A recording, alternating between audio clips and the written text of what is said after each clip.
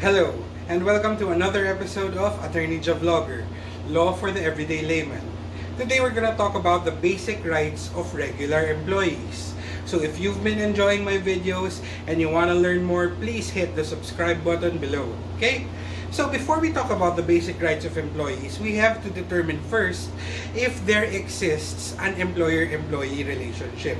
And how do we find that out? No? The law gives us a fourfold test, okay? So if the employer possesses these four powers, then an employer-employee relationship exists, okay? If the employer has the power to select and engage and hire the employee, the power of hiring, if the employer can pay the wages, if the employer can discipline and dismiss the employee, discipline and dismiss the employee, and finally, if the employer can control the means and methods by which the employee performs his work, then an employer-employee relationship exists. Okay? So now that we know an employer-employee relationship exists, how do we know who is a regular employee? Because there are different kinds of employment, no? We have casual employment, project employment, contractual employment, and all of these kinds of employments have different rights, right? Now, how do we determine who is a regular employee? The test is simple. If the employee is performing activities which are usually necessary and desirable in the ordinary trade or business of the employer, then he is a regular employee. Okay? So now, if we add in the factor of time, we check if the employee has been performing these activities for at least 1 year. No? If these circumstances are present, then he is a regular employee. Okay? Now, finally, before we move to the rights, no, we will enumerate who are excluded or who are not entitled to the rights that I am going to be discussing. Okay? First, if you are a government employee, you do not fall under these rules because the government employees are governed by the civil service rules. Okay? Now, if you're a managerial employee, you're also not covered because you have special rules which apply to you. Okay? If you are a field personnel, no? If you go out to the field away from the home office and the employer cannot determine your hours of work with reasonable certainty, then these rights do not apply to you as well, no? You have different rights, okay? Next, if you are part of the family of the employer and the employer is the person on whom you depend for support, you cannot invoke these rights here, okay? A different set of rights apply to you. Next, if you are a domestic helper, you are covered under the Kasambahay Act. Okay? So a different set of rules also applies to you. Next, if you are a person in the personal service of another, and if you are a person who is paid by results, these rules do not apply to you because, again, a different set of rules will apply to these kinds of employees. Okay? Now we can finally move on to the basic rights of regular employees. Okay? I say basic because there is nothing prohibiting an employer from adding to these. We'll talk about that later on. Okay?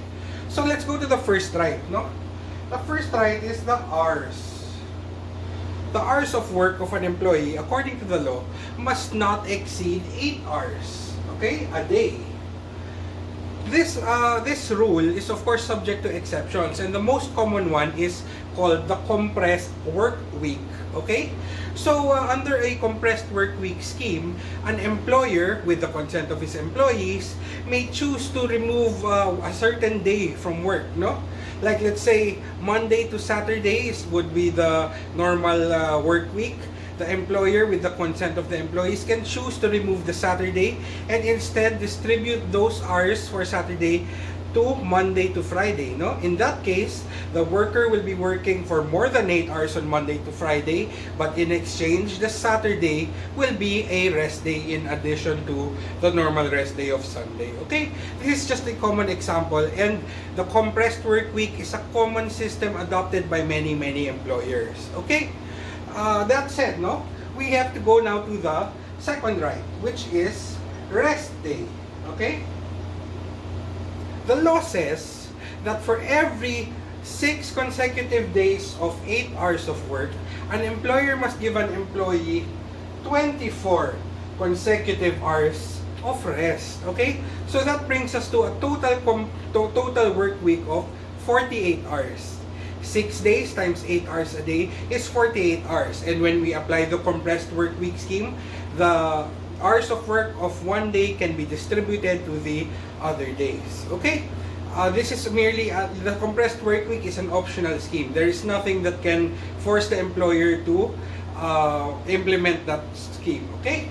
But a lot have already adopted that compressed work week scheme. Let's move on to the next right, basic right of the employee. Okay? We have a the reason why employees work, no? The basic right of wages. The rule on wages is very simple, okay? It is summed up in the phrase, no work, no pay. If an employee does not work within a certain day, then of course he receives no pay, okay?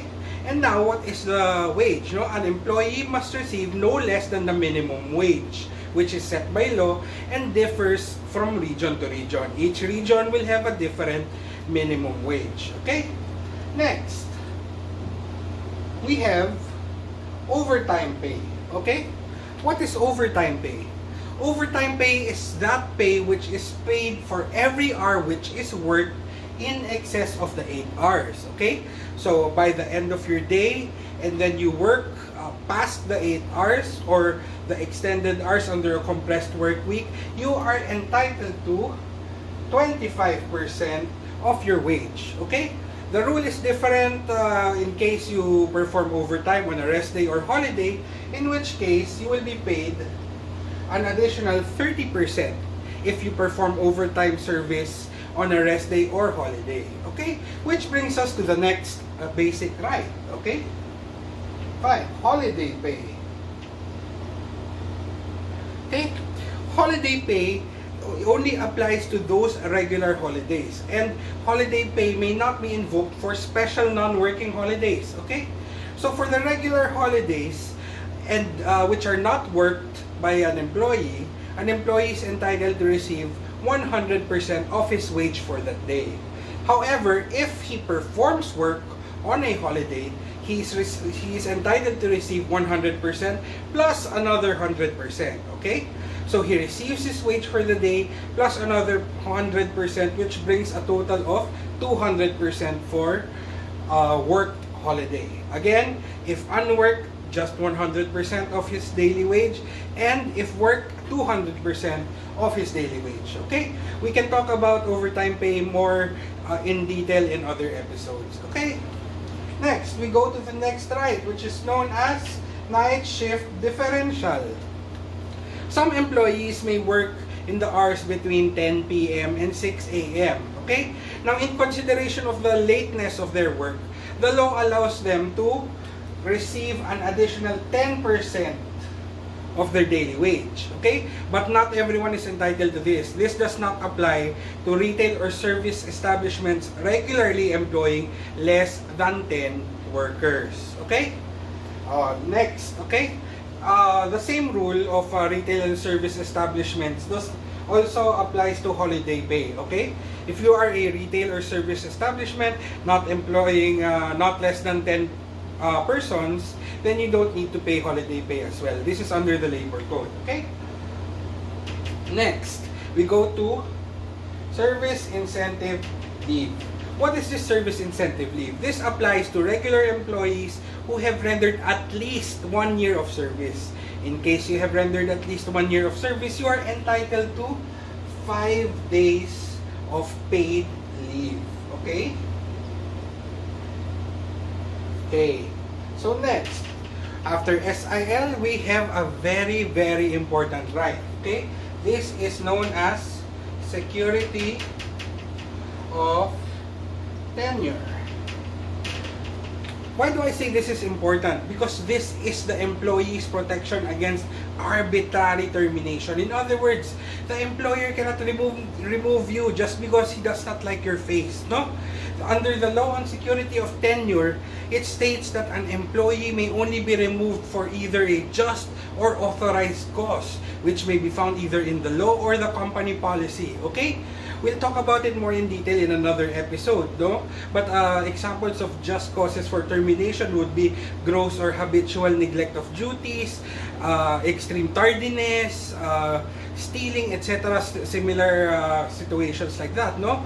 For authorized causes, retrenchment, redundancy, closure of business. We'll talk about these more in another video about termination of employment. Okay? Okay, so now, again, under security of tenure, an employee may only be removed for just or authorized causes, no? That is the substantive aspect of due process.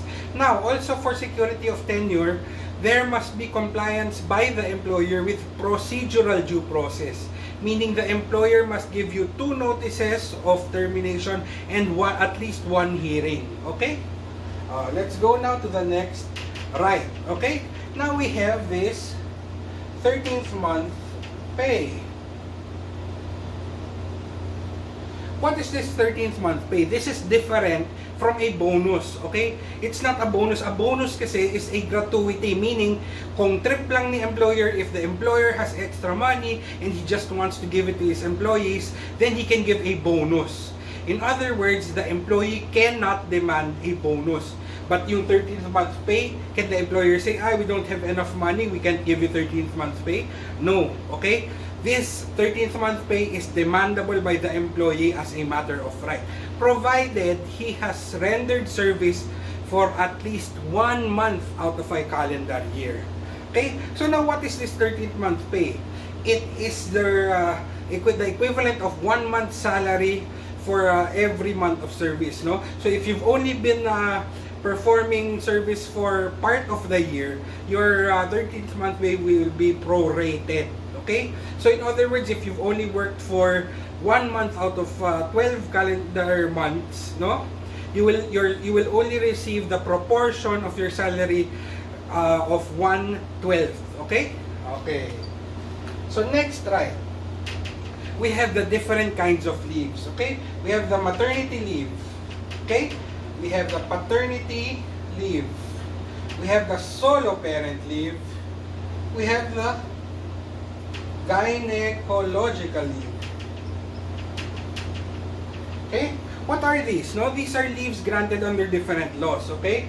For the maternity and paternity leave, they have the respective laws, but under the current system, maternity leave is 105 days paid leave for live childbirth, regardless of if it's normal or cesarean. Okay?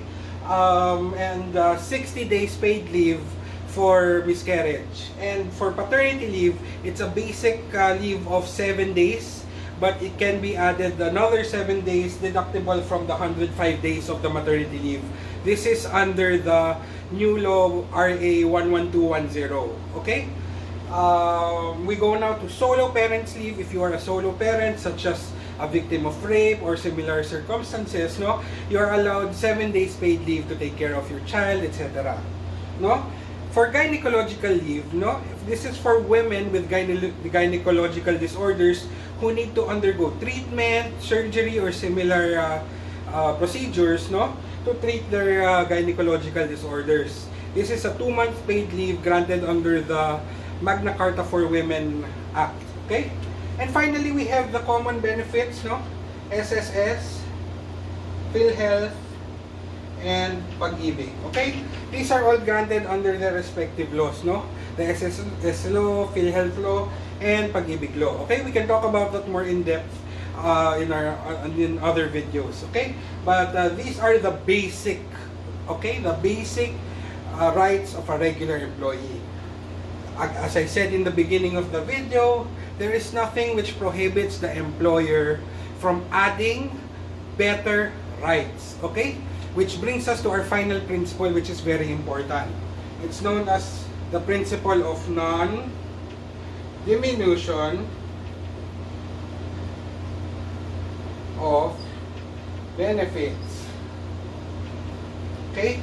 Now, what is this principle of non-diminution of benefits?